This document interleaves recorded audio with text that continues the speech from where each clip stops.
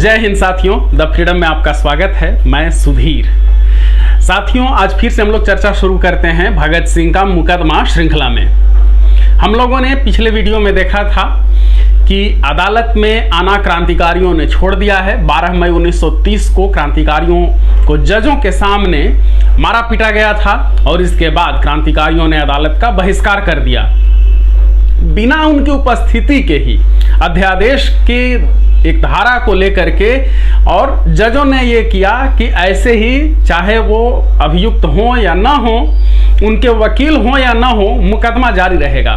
साथियों, ये दुनिया का एक अजीब मुकदमा चल रहा था जहां अदालत में आरोपी नहीं थे, यानी अभियुक्त नहीं थे। आरोपियों की तरफ से, अभियुक्तों की तरफ से कोई वकील वहां मौजूद नहीं है और इसके बावजूद मुकदमा चल रहा है। सिर्फ जज है, सरकारी वकील है और गवाह हैं और एक तरफा ये मुकदमा चल रहा है। जजों ने इसकी अनुमति दे दी है और इस तरह से ये मुकदमा आगे बढ़ रहा है। हम लोगों ने देख लिया था कि अदालत में गवाही देने आ गया है फणींद्रनाथ घोष। याद रखिए, फणींद्रनाथ घोष वो सबसे बड़ा गद्दार था इस क्रांतिकारी दल में, जिसके कारण इस दल को बहुत अधिक नुकसान हुआ और साथ ही क्रांतिकारियों को अधिक सजा मिली। भगत सिंह, सुखदेव और राजगुरु को फांसी तक पहुंचाने में इसका सबसे बड़ा हाथ रहा है फणींद्रनाथ घोष का। इसीलिए चंद्रशेखर आज़ाद ने इसे दुश्मन नंबर 1 करार देते हुए इसके मौत की सज़ा मुकर्रर कर दी थी। मौत की सज़ा का ऐलान कर दिया था और इसे मारने की 1 से अधिक बार कोशिश हुई और आखिरकार क्रांतिकारियों ने इसे मारा भी। वैकुंठ शुक्ल ने मारा था और उन्हें भी फांसी हुई थी। वो किस्सा पहले से मौजूद है द फ्रीडम पर, आप देख लीजिए। अभी उसी फणींद्रनाथ घोष की गवाही हो रही है। याद रखिए कि इन गद्दारों को भी जानना जरूरी है। हम लोग शोभा सिंह का नाम लेते हैं। शोभा सिंह ने गवाही दी थी असेंबली में, जो बम फेंका था भगत सिंह और बटुकेश्वर दत्त ने उस मामले में, और उस मामले में भगत सिंह और बटुकेश्वर दत्त को आजीवन कारावास की सजा हो चुकी है। ये जो मामला है, इसमें शोभा सिंह की गवाही नहीं है। इसमें सबसे अधिक खतरनाक गवाही है अपने ही गद्दार साथियों का, और उसमें फणींद्रनाथ घोष ये इसलिए सबसे अधिक खतरनाक साबित हुआ क्योंकि जयगोपाल भी वो दल में शामिल एक क्रांतिकारी था जो गद्दार हो गया। हंसराज बोहरा ने भी गद्दारी की, लेकिन फणींद्रनाथ घोष सेंट्रल कमेटी का मेंबर था और जितने भी एक्शन किए गए थे सभी एक्शन के बारे में इसे पूरी जानकारी थी। ये विस्तार से जानता था। जितने भी दफ्तर थे या गुप्त अड्डे थे क्रांतिकारियों के, उन सब के बारे में जानकारी थी। जिन लोगों से क्रांतिकारियों को मदद मिलती थी उन सब के बारे में जानकारी थी। सभी क्रांतिकारियों से परिचय था। तो इसलिए फणींद्रनाथ घोष की गवाही सबसे खतरनाक साबित हुई और उसने गवाही भी दी दिल खोल करके। ऐसा लगा कि माने वो बिल्कुल ही अंग्रेजों का जन्म से ही भक्त रहा हो। हर बात को उसने बहुत ही बारीकी से बताई और उसका बयान कई दिनों तक चलता रहा। तो आज हम लोग देखते हैं फणींद्रनाथ घोष का बयान कि अब वो अदालत में क्या कह रहा है। पिछले वीडियो में हम लोगों ने देखा था कि उसका बयान था कि कैसे कैसे वो क्रांतिकारी बना, और जब अब HSRA का गठन किया जाना था तो विजय कुमार सिन्हा पहुंचे थे फणींद्रनाथ घोष के पास। अब हम लोग जहां पहुंच रहे हैं, फणींद्रनाथ घोष का आगे बयान होता है और इस बयान में उसने बताया है कि कैसे कैसे संगठन की स्थापना हुई और क्या क्या वो जानता था। इसका अभी कई दिनों तक बयान चलता रहा है। इस बयान की जो हम लोग आज देखने जा रहे हैं, इसके शुरू में ही सुखदेव ने टिप्पणी की है। हम लोग साथ में, चूंकि इस पूरा जो ट्रायल चला है उसमें सुखदेव की टिप्पणियां भी देखते जा रहे हैं। तो आज का जो बयान होने जा रहा है उसमें सुखदेव ने सबसे पहले ही लिख दिया है कि अब बिहार के लोगों से हमारा संबंध शुरू होता है।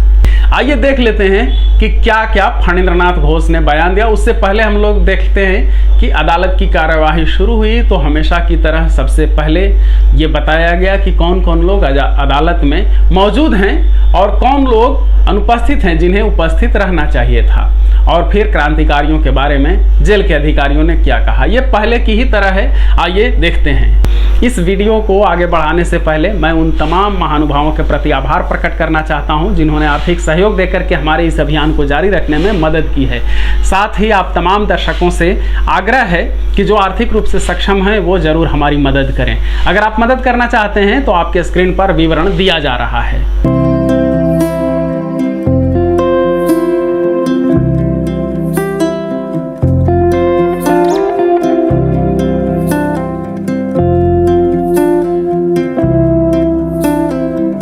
तो आइए साथियों, अब इस किस्से को आगे बढ़ाते हैं। सबसे पहले उपस्थिति दिखाई गई है CH कार्डेन नोड। ये सभी सरकारी वकील जो भी थे, कलंदर अली खान, गोपाल लाल, बख्शी दीनानाथ पुलिस इंस्पेक्टर, ये लोग मौजूद हैं। सभी अभियुक्त अनुपस्थित हैं और हियरिंग शुरू हो रही है 17 मई की। ये Daulat Ali Shah, assistant jailer central jail Lahore, आकर के बताया इसने कि दोनों ही अभियुक्त यानी सेंट्रल जेल लाहौर में भगत सिंह और बटुकेश्वर दत्त जो बंद हैं, दोनों से मैंने कहा, उनके कंधों पर हाथ रख करके कहा चलने के लिए, उन्हें मतलब स्पर्श करके कहा, लेकिन दोनों ने कोर्ट आने से रिफ्यूज़ कर दिया। दोनों यहाँ नहीं आना चाहते हैं और दोनों नहीं आए। उसके बाद Abdul Rahman, assistant jailer Borstal institute Lahore, उसने भी यही बातें कही कि सभी अभियुक्तों से मैंने पूछा, उन्हें चलने के लिए कहा, लेकिन सभी ने इनकार कर दिया, कोई भी अभियुक्त यहाँ नहीं आया। और इस तरह से इन लोगों की बात खत्म हुई। उसके बाद फिर शुरू हुआ फणींद्रनाथ घोष का बयान। और यहाँ देखिए, सबसे पहले यहाँ सुखदेव ने लिखा है, now begins our connection with Bihar people. Bihar के लोगों के साथ अब हमारा संबंध शुरू होता है। सरकारी गवाह संख्या 3 है।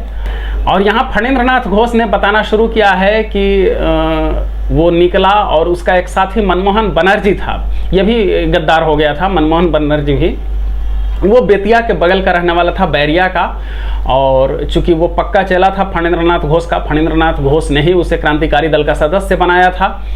तो ये हुआ कि भाई हम दोनों विचार विमर्श करेंगे, मतलब फणींद्रनाथ घोष और मनमोहन बनर्जी, और उसके बाद फैसला करेंगे।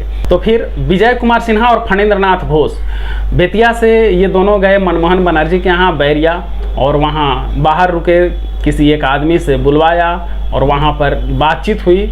बातचीत करने के बाद ये बताया गया कि ठीक है, हम लोग ट्रेन से पकड़ करके आ जाएंगे। साथ में ये भी कहा फणींद्रनाथ ने कि भाई हम लोगों के पास पैसा नहीं आने जाने के लिए।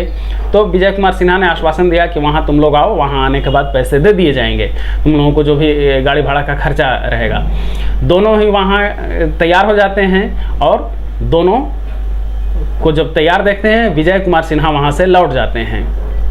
मुजफ्फरपुर पहले ये लोग बेतिया से गए हैं, ये दोनों मनमोहन बनर्जी और फणींद्रनाथ घोष, और मुजफ्फरपुर से फिर उन लोगों ने इलाहाबाद का ट्रेन पकड़ा है। इलाहाबाद के ट्रेन पकड़ने के बाद वहाँ जतेंद्रनाथ सान्याल से भेंट हुई है इन लोगों की, और फिर ये लोग गए हैं दिल्ली में। दिल्ली का एड्रेस बताया था विजय कुमार सिन्हा ने कि फिरोज शाह कोटला के जो खंडहर हैं उनमें बैठक होनी है। तो वहाँ पर ये लोग पहुँचते हैं। वहाँ जो लोग क्रांतिकारी थे उन सब के बारे में पहली बार देख रहा था ये फणींद्रनाथ घोष और मनमोहन बनर्जी भी, कि यहाँ से यहाँ फणींद्रनाथ घोष ने बयान में जयदेव कपूर का भी नाम लिया है, लेकिन यहाँ सुखदेव ने टिप्पणी की है नॉट ट्रू, मतलब जयदेव कपूर वहाँ मौजूद नहीं थे, लेकिन शायद कहीं से भ्रम हुआ होगा और इसलिए कहा है फणींद्रनाथ ने कि जयदेव कपूर भी उस मीटिंग में थे। और कैसे कैसे मीटिंग चलती रही उसके बारे में विस्तार से बताया है। एक और जगह यहाँ जब बोलता है फणींद्रनाथ घोष ने जो गवाही दी है कि विजय कुमार ने SN पांडे और ब्रह्मदत्त से परिचय कराया कि ये लोग क्रांतिकारी हैं, सुखदेव ने लिखा है यहाँ रॉन्ग, मतलब ये बयान गलत है। और फिर दल में जिस तरह से आगे कार्यक्रम तय किया गया, योजना बनी, अलग अलग प्रभारी नियुक्त किए गए, तो ये सब के बारे में फणींद्रनाथ घोष ने गवाही दी है। बहुत अधिक लंबा चौड़ा बयान है, इसलिए मैं संक्षेप में बताते जा रहा हूँ। अगर आप लोग कहेंगे तो कभी ये पूरा बयान भी मैं दे दूंगा, क्योंकि ये बहुत अधिक लंबा है और कई दिनों तक ये बयान दिन भर होता रहा है। इसी बयान के दौरान यह भी फणींद्रनाथ घोष बताता है कि जब विजय कुमार सिन्हा बिहार आए थे तो उन्होंने अपना नाम बच्चू बताया था। यहाँ आकर के पता चला कि बच्चू का असली नाम विजय कुमार सिन्हा है। ये दिल्ली की जो बैठक हो रही है, ऐतिहासिक बैठक, इसी में छद्म नाम भी रखे गए हैं क्रांतिकारियों के, उसके बारे में भी जानकारी दी है फणींद्रनाथ घोष ने। यहाँ देखिए, भगत सिंह का नाम रखा गया रणजीत, सुखदेव का नाम विलेजर, मनमोहन बनर्जी का नाम खुदीराम, और खुद का नाम बताया है माय नेम फणींद्रनाथ ने दादा। शिव वर्मा का नाम प्रभात रखा गया, कुंदन लाल का नाम रखा गया नंबर 1, चंद्रशेखर आज़ाद का नाम रखा गया पंडित जी और महाशय जी। उर्फ नंबर 2। बीके सिन्हा और जयदेव कपूर के बारे में फणींद्र नाथ ने कहा कि उनका क्या नाम रखा गया था मुझे याद नहीं है। यहाँ उसने यह भी कहा है कि कुंदन लाल का नाम रखा गया प्रताप, ऐसा नहीं, प्रताप नाम रखा गया था महावीर सिंह का छद्म नाम बाद में जो सामने आता है, या हो सकता है उस समय रखा गया हो, लेकिन बाद के दस्तावेजों से मिलता है कि प्रताप नाम रखा गया था महावीर सिंह का। उसके बाद फिर जब मीटिंग ख़त्म हो गई तो दिल्ली में लोग महारथी प्रेस में गए, होटल में खाना खाया, महारथी प्रेस में ही ठहरे, ये सब का वर्णन आया है और इसका बयान चलता रहा, लगातार इसका बयान जारी रहा है। अब जब मीटिंग ख़त्म हो गई तो लौटने की बारी आई, था कि लौटते समय पैसा दे दिया जाएगा, लेकिन पैसा तो था नहीं। तो उस स्थिति में सुखदेव ने कहा कि ऐसा करो कि तुम दोनों अभी चले जाओ अमृतसर और वहाँ पर ही हम लोग देखेंगे कि कुछ पैसे का इंतजाम होता है। और फिर फणींद्र नाथ घोष, मनमोहन बनर्जी दोनों अमृतसर भी गए हैं। ये जब मीटिंग हो रही थी इसी दौरान यह भी प्रस्ताव रखा गया कि अभी पैसे की ज़रूरत है और पैसे का तत्काल अब एक ही समाधान है कि राजनीतिक डकैती की जाए। तो डकैती के लिए जब बात चली तो ये भी सुझाव दिया गया कि बिहार में अभी तक कोई बड़ा एक्शन नहीं हुआ है, इसलिए ये जो है राजनीतिक डकैती वो बिहार में ही किया जाए। फणींद्र नाथ घोष ने कहा कि बेतिया में कुछ मारवाड़ी लोग हैं जो बहुत पैसे वाला है, तो अगर भगत सिंह वहाँ पर आए 10-12 दिनों के बाद तो मैं वहाँ कुछ कर सकता हूँ इंतजाम और हम लोग वहाँ राजनीतिक डकैती कर सकते हैं। भगत सिंह निर्धारित अवधि तक नहीं पहुँच सके बेतिया, और सुखदेव ने यहाँ टिप्पणी करके बताया है कि पैसे की कमी के कारण। आप अनुमान लगा सकते हैं कि पैसे की कमी किस हद तक थी।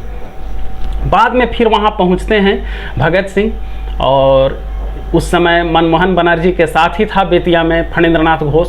वो देखता है कि तांगा से एक आदमी जा रहा है जो भगत सिंह जैसा दिखता है और एक और आदमी उसके साथ है, तो वो मनमोहन बनर्जी को भेजता है कि जा करके देखो, और अगर भगत सिंह ही होगा तो एक जगह बताता है कि वहाँ पर जा करके और मिलने रुकने के लिए कहना, वहीं पर मैं आ करके शाम में मिलूँगा।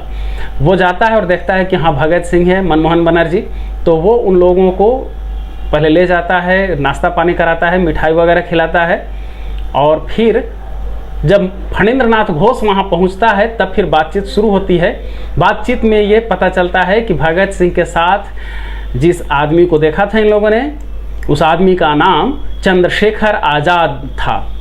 मतलब भगत सिंह और चंद्रशेखर आज़ाद दोनों ही बेतिया आए हैं, उस समय आए हुए थे, और बेतिया में फिर योजना बनती है कि डकैती की जाए। हथियार वगैरह के लिए भी बात शुरू होती है कि हथियार वगैरह कहाँ है, तो पता चलता है कि मुजफ्फरपुर में क्रांतिकारियों का एक दफ्तर है जहाँ योगेंद्र शुक्ल रहते हैं और उन्हीं के पास हथियार है। भगत सिंह ने कहा ये भी कि हमारे साथ 2 और लोग आए हैं और उन दोनों को हमने मुजफ्फरपुर के एक धर्मशाला में ठहरा दिया है।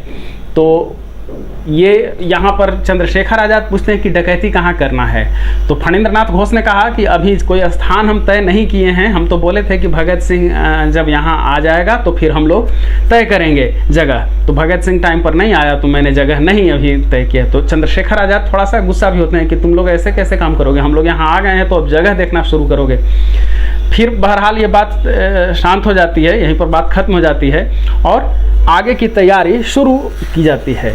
इस बातचीत को खत्म होने के बाद ये तय किया जाता है कि भगत सिंह और मनमोहन बनर्जी ये दोनों जाएंगे मुजफ्फरपुर, वहाँ योगेंद्र शुक्ल से हथियार लेंगे और फिर अपने आदमियों से मिलेंगे और देखेंगे कि क्या हो सकता है आगे डकैती के संबंध में। और फणींद्र नाथ घोष अपने घर लौट जाता है। चंद्रशेखर आज़ाद को वहीं पर क्रांतिकारी दल के एक सहयोगी थे बाबूराम, उनके यहाँ ठहराने का प्रस्ताव दिया जाता है और बाबूराम के यहाँ चंद्रशेखर आज़ाद को ठहरा दिया जाता है। ये सब कुछ जब हो गया तो दूसरे दिन कुछ काम था, फणींद्र नाथ घोष कलकत्ता चला गया। याद रखिए कि ये भगत सिंह चंद्रशेखर आज़ाद वगैरह बेतिया में है और बेतिया से फणींद्र नाथ घोष चला गया कलकत्ता। वहाँ 6-7 दिन के बाद वापस आया तो अब तक यहीं पर थे, लेकिन मनमोहन बनर्जी से पूछा कि क्या हुआ तो उसने कहा कि अब तक तो कहीं से कोई डकैती की खबर नहीं आई है। फिर भगत सिंह और चंद्रशेखर आज़ाद मिले फणींद्र नाथ घोष से और कहा कि एक एक्शन होने वाला है मुजफ्फरपुर ज़िले में। यहाँ जो भगत सिंह को रिवाल्वर दिया गया है उसे भी अदालत में फिर सबूत के तौर पर रखा गया है, प्रदर्श P122, और उस पिस्तौल की शिनाख्त की है फणींद्र नाथ घोष ने। 17 मई के बयान के अंत में ब्रह्मदत्त मिश्र की शिनाख्त करता है फणींद्रनाथ घोष और अदालत की कार्यवाही 19 मई तक के लिए स्थगित कर दी जाती है। यानी एक दिन 18 को यह अदालत बंद रही है। 17 के बाद 19 को सुनवाई होनी है। 19 को फिर से सुनवाई हुई शुरू, तो उसी तरह से सबसे पहले अटेंडेंस जैसा हम लोगों ने देखा है वैसे ही ये बताया गया कि ऐसे ऐसे ये हुआ है। और फिर पहले की ही तरह बोस्टल जेल और सेंट्रल जेल के अधिकारियों ने कहा कि हमने क्रांतिकारियों को, अभियुक्तों को आने के लिए कहा यहाँ, लेकिन सभी इनकार कर दिया, सबने, कोई भी यहाँ नहीं आया। और इसके बाद फिर बयान शुरू हो जाता है फणींद्रनाथ घोष का। 19 मई 1930 का ये बयान है। इससे पहले के बयान में हम लोगों ने देखा था कि फणींद्रनाथ घोष ने बताया कि बेतिया में आए थे भगत सिंह और चंद्रशेखर आज़ाद, लेकिन डकैती की योजना सफल नहीं हो सकी, सिर्फ प्लान ही बनते रह गया, कोई एक्शन वहाँ नहीं किया जा सका। 19 मई का जो बयान शुरू किया है उसने वो बताया है कि 19 दिसंबर 1928 को मैं मनमोहन बनर्जी और बेतिया कांग्रेस के 25-30 सदस्य कलकत्ता कांग्रेस के लिए रवाना हुए। याद रखिए, अब ये वो तिथि है जब सैंडर्स को मारा जा चुका है। यानी जो 19 मई का जो बयान है, अब वो सैंडर्स मर्डर के बाद की कहानी वो बताता है कि वहाँ पहुँचता है और वहाँ मिलता है अपने एक दोस्त से, कमलनाथ तिवारी से। वहाँ जाकर के पता चलता है कि कमलनाथ तिवारी बताते हैं कि एक आया था आदमी तुमसे मिलने, फणींद्रनाथ घोष को कहते हैं कमलनाथ तिवारी, अपना नाम रणजीत बता रहा था। तो ये समझ जाता है कि अच्छा ये भगत सिंह है। वहाँ फिर भगत सिंह से इन लोगों की भेंट होती है और वहीं पर भगत सिंह ये भी बताते हैं कि जयचंद्र विद्यालंकार से वो मिल चुके हैं। याद रखिए, जयचंद्र विद्यालंकार लाहौर नेशनल कॉलेज में भगत सिंह के शिक्षक थे, जो बाद में पटना आकर के रहने लगे थे और उन्हीं से मिलने भगत सिंह पटना आए थे। तो इस अब मुख्य रूप से अब जो बात हो रही है क्रांतिकारियों की कि बम बनाना है और बम कैसे बनाना है, इसका उपाय किया जाए। जयचंद्र विद्यालंकार से भी भगत सिंह मिले या बाकी लोग जो मिल रहे थे, यही इसी के चक्कर में बम बनाने के लिए ही कि कोई ऐसा आदमी दीजिए, कोई विश्वसनीय आदमी और जानकार आदमी जो हमें बम बनाना सिखा सके।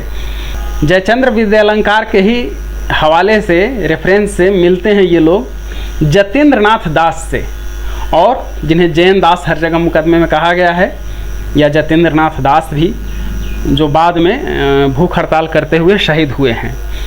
तो उनके बारे में ये बताता है फणींद्रनाथ घोष की जैन दास से मुलाकात हुई, परिचय वगैरह कराया गया और फिर सब कुछ बताया गया कि हम लोग ये चाहते हैं। कमलनाथ तिवारी वहाँ कॉलेज में पढ़ते थे और आर्य समाज मंदिर में रहते थे। जगह चाहिए था इन लोगों को बम बनाने के लिए ऐसा कि जहाँ आम लोग आए जाए नहीं और बम बना सकें। क्रांतिकारियों का कहना था कि बम आगरा में बनाया जाए, जहाँ मुख्यालय है क्रांतिकारियों का।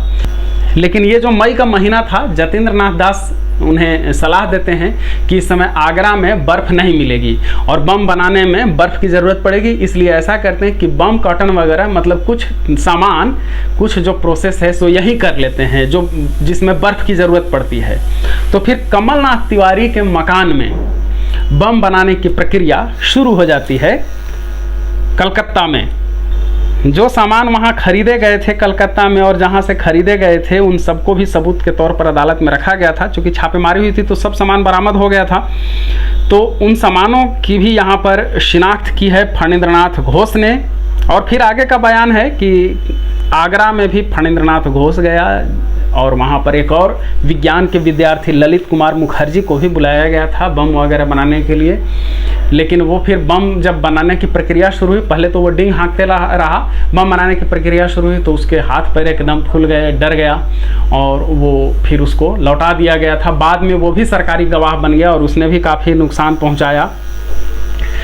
आगरा में बम वगैरह बनने लगे, यहाँ तक का पूरा वो बयान दिया है फणींद्रनाथ घोष ने 19 मई को जो अपना बयान दे रहा था। और सभी का शिनाख्त करते गया है कि कहाँ से कौन कौन सामान खरीदा गया और बम बनाने में इस्तेमाल किया गया, या आगरा के दफ्तर में कौन कौन सा सामान था, या फिर कलकत्ता में कौन कौन सा सामान इस्तेमाल किया गया, खरीदा गया, फिर सहारनपुर दफ्तर में कौन कौन सा सामान आगरा से ले जाया गया जो बाद में सहारनपुर दफ्तर से बरामद हुआ सामान, ये सब कुछ बताता है। और 19 मई का बयान उसका ख़त्म हो जाता है। और उसके बाद फिर फणींद्रनाथ घोष की की गवाही जारी रहती है 20 मई को भी। 20 मई को उसने उन सभी चीज़ों की शिनाख्त की जो कलकत्ता से केमिकल खरीदा गया था, और 50 रुपये भगत सिंह ने दिए थे फणींद्र नाथ घोष को, उसके बारे में बताता है। मुख्य रूप से इसमें बम बनाने में जितने केमिकल और सामान इस्तेमाल किए गए, खोल वगैरह, उन सब के बारे में उसने बताया। ये सबसे अधिक इस बयान में शिनाख्त है, चाकू से लेकर के बाकी सब कुछ तक। और ये भी बताया कि जे.एन. दास से निर्देश लेकर के आगरा में ये सभी बम बनाते रहते थे। बीच बीच में चंद्रशेखर आज़ाद भी आए हैं यहाँ देखने कि क्या कुछ हो रहा है आगरा दफ्तर में।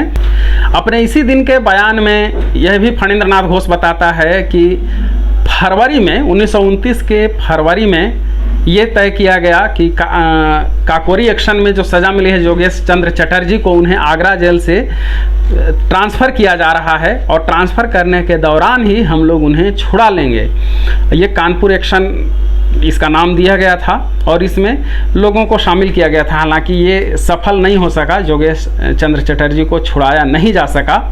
फणींद्र नाथ घोष आगे के बयान में यह भी बताता है कि रिवॉल्यूशनरी प्रचार को जारी रखने के लिए चंद्रशेखर आज़ाद ने मुझे 100 रुपये दिए थे। 100 रुपये में 20 रुपये जे.एन. दास को रेलवे के किराए के लिए दे दिए गए, आने जाने का खर्चा, और बाकी 80 रुपये अपने पास रखे थे कि बाकी कुछ जो भी ज़रूरत पर खर्च की ज़रूरत होगी, जहाँ पर खर्च होगा वो 80 रुपये में से खर्च किया जाएगा। आगरा में इन लोगों का बम का खोल, मतलब ऊपर का जो कवर है, वो बनाना मुश्किल हो रहा था। भगत सिंह ने सुखदेव को एक खोल दिया और कहा कि लाहौर से इस तरह का खोल बनवा करके और आगरा भेजो। इस दौरान यह भी तय हुआ था कि साइमन कमीशन पर बम फेंका जाए। इस एक्शन के लिए 400-500 रुपये की ज़रूरत पड़ेगी, और इस रुपये की व्यवस्था करने के लिए भगत सिंह लाहौर और चंद्रशेखर आज़ाद यूपी में कहीं गए थे कि ताकि पैसे का इंतजाम हो सके। यह भी फणींद्र नाथ घोष ने कहा है कि वह खुद, यानी फणींद्र नाथ घोष और बटुकेश्वर दत्त, हींग की मंडी वाले मकान में, मतलब आगरा में जहां क्रांतिकारियों ने बम वगैरह बनाने के लिए एक मकान लिया था, वहां रोज जा करके बम का मसाला बनाते थे। और फिर इसी दिन के बयान में है असेंबली में बम फेंकने की योजना कैसे कैसे बनी। इसमें एक जगह जब ये कहता है फणींद्र नाथ घोष कि ये तय किया गया कि सरकारी बेंच दिल्ली असेंबली में बम फेंका जाए, और उस कार्य के लिए भगत सिंह और बटुकेश्वर दत्त के नाम का चुनाव किया गया था, और जब वे बम फेंक कर आए तो उन्हें बचाया जाए। सुखदेव ने यहाँ पर लिखा है कि गलत, यह बाद में तय हुआ था। और फिर अपने हिसाब से उसने असेंबली में बम फेंकने वाली योजना के बारे में बयान दिया है। यह भी इस बयान में बताया गया है कि बम बनने के लिए बम परीक्षण करने झांसी की तरफ गए थे भगत सिंह और उनके साथ कुछ और, चंद्रशेखर आज़ाद, सदाशिवराव मलकापुरकर वगैरह, और वहां जा करके और बम का परीक्षण किया गया था। और जब सब कुछ ये हो गया कि हाँ बम ठीक ठाक है, तो उसके बाद फिर ये कहा गया कि अब आगरा से बाकी सभी साथी हट जाएं, दिल्ली से सभी साथी हट जाएं, क्योंकि बम फेंकने के बाद बहुत तेज़ी से गिरफ्तारी वगैरह होगी, तो सबको वहाँ से हटने के लिए कह दिया गया। और फिर इस तरह से आगरा से अधिकतर क्रांतिकारी आगरा दफ्तर से हट जाते हैं और दिल्ली की योजना शुरू होती है। उसके बाद फिर इस दिन का बयान ख़त्म हुआ है। 21 मई को भी उसका बयान जारी रहा, और उसने मोटे तौर पर निशानदेही की है, शिनाख्त की है। जस्टिस आगा हैदर ने बीच में सवाल पूछे हैं तो उसका जवाब भी दिया है, और उसका बयान जारी रहा। बयान में कुछ ऐसा खास नहीं है जिसे फिर से कहा जाए, वो सिर्फ शिनाख्त है, और फिर एक जगह बहुत लंबा चौड़ा शिनाख्त है।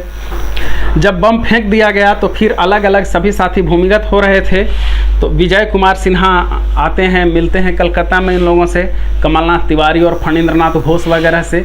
ये योजना बनती है कि अभी तत्काल पैसे की बहुत ज़रूरी है ताकि सभी साथी भूमिगत रह सकें, क्योंकि जो जहाँ होटल में हैं, धर्मशाला में हैं, तो उनको ठहरने के लिए पैसे चाहिए, खाना खाने के लिए पैसे चाहिए।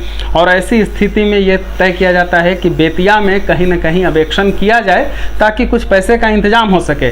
फणींद्र नाथ घोष खुद कलकत्ता में ही छिपा हुआ था, कमलनाथ तिवारी वगैरह चले जाते हैं बेतिया में एक्शन करने, और वहाँ पर आगे एक्शन की योजना बनती है मनमोहन बनर्जी के साथ। बयान को ख़त्म करता है फणींद्र नाथ घोष जब वो गिरफ्तार हो गया। 8 जून 1929 को वो गिरफ्तार हुआ। वहाँ कलकत्ता में ही लाल बाज़ार थाना में रखा गया रात भर। अगले दिन मजिस्ट्रेट के पास पेश किया गया, मजिस्ट्रेट के सामने, और 11 जून को फिर लाहौर भेज दिया गया। लाहौर किले में रखा गया। 20 जून तक उसे आम माफ़ी दे दी गई। मतलब 20 जून को, 11 जून को लाहौर पहुंचा और 20 जून तक उसने ये तय कर लिया कि वो इकबाली गवाह बनेगा, मतलब सरकारी गवाह बनेगा, वो अपने साथियों के खिलाफ गद्दारी करेगा। और इसके साथ ही वो बयान ख़त्म हो जाता है।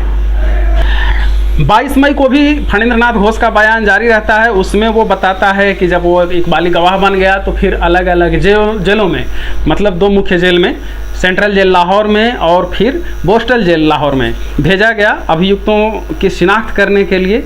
और वहाँ टीआई परेड का आयोजन किया गया, जिसमें मतलब पहचान परेड जो होती है वो, और उसने कमलनाथ तिवारी, शिव वर्मा, विजय कुमार सिन्हा, कुंदन लाल, जयदेव कपूर, सुखदेव, सुरेंद्र नाथ पांडे, अजय कुमार घोष, शिवराम राजगुरु और रघुनाथ, यानी राजगुरु, शिवराम राजगुरु उर्फ रघुनाथ, इन सब की पहचान की। भगत सिंह के बारे में जस्टिस आगा हैदर ने कहा कि कैसे पहचानते हो, कितना जानते हो, तो वो भगत सिंह के बारे में बताया भी है कि भगत सिंह लंबा, गोरा, छोटी आंखें, दाढ़ी मुड़ी हुई हैं किंतु मूछें हैं, उसके सिर पर बाल विलायती फैशन के कटे हुए हैं। बीके दत्त सांवला है, मैं उसको पहले से जानता हूं क्योंकि वे क्रांतिकारी संस्था के हैं। 22 मई को अभियुक्तों की शिनाख्त के बारे में ही बयान है मोटे तौर पर, और कैसे किसकी पहचान करता है, कैसे किसको जानता है उसके बारे में। फिर 23 मई को उसका संक्षिप्त बयान हुआ है और इसके साथ ही फणींद्र नाथ घोष का बयान अब खत्म हुआ। 23 मई को जब मुकदमा का समय समाप्त होता है तो आदेश दिया गया कि अब आगे की सुनवाई जो है वो 26 मई से शुरू होगी। और हम लोग अगले वीडियो में अब देखेंगे कि 26 मई को क्या हुआ।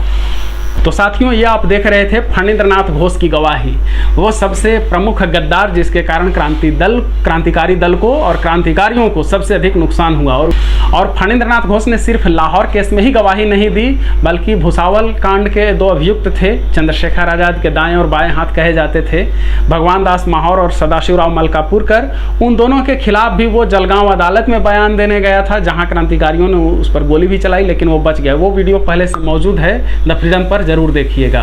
फिर वो तिरहुत षड्यंत्र केस में गवाही देने फणींद्र नाथ घोष बिहार भी आया है, मतलब क्रांतिकारियों के खिलाफ उसने जम करके गवाही दी।